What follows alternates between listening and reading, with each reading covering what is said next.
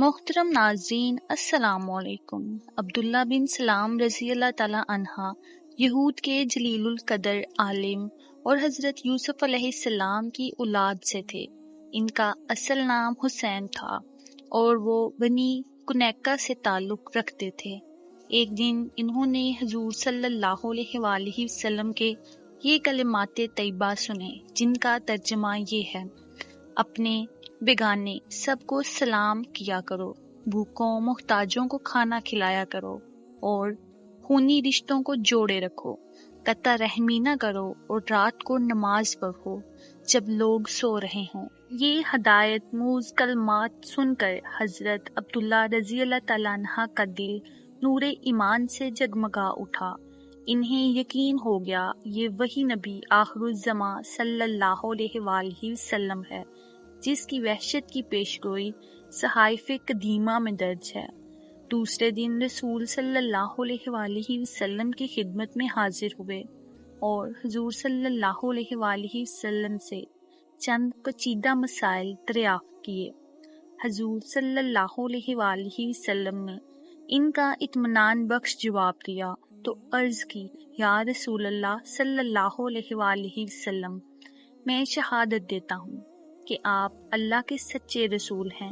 حضور صلی اللہ علیہ وآلہ وسلم نے ان کے قبول اسلام پر مسرت کا اظہار فرمایا اور ان کا نام اسلامی نام عبداللہ رضی اللہ تعالیٰ عنہ رکھا۔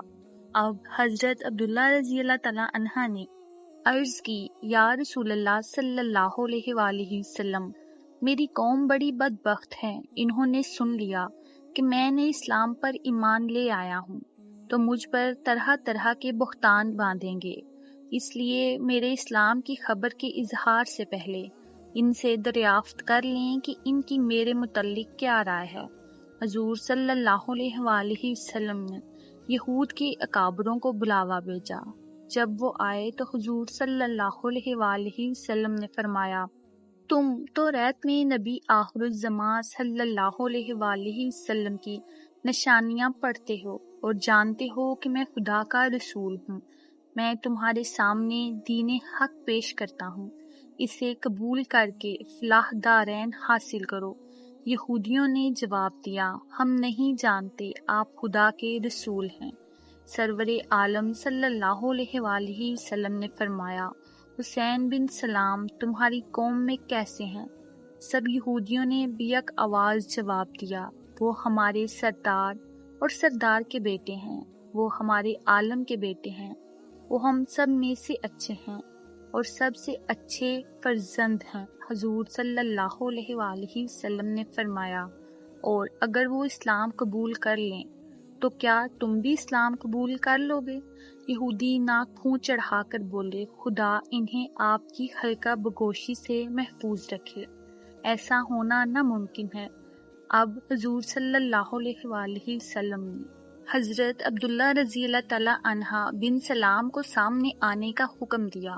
وہ کلمہ شہادت پڑھتے ہوئے باہر نکلے اور یہودیوں سے مخاطب ہو کر فرمایا: اے ایان قوم، خدائے واحد سے ڈرو اور محمد صلی اللہ علیہ وآلہ وسلم پر ایمان لاؤ، بلا شبہ وہ خدا کے سچے رسول ہیں۔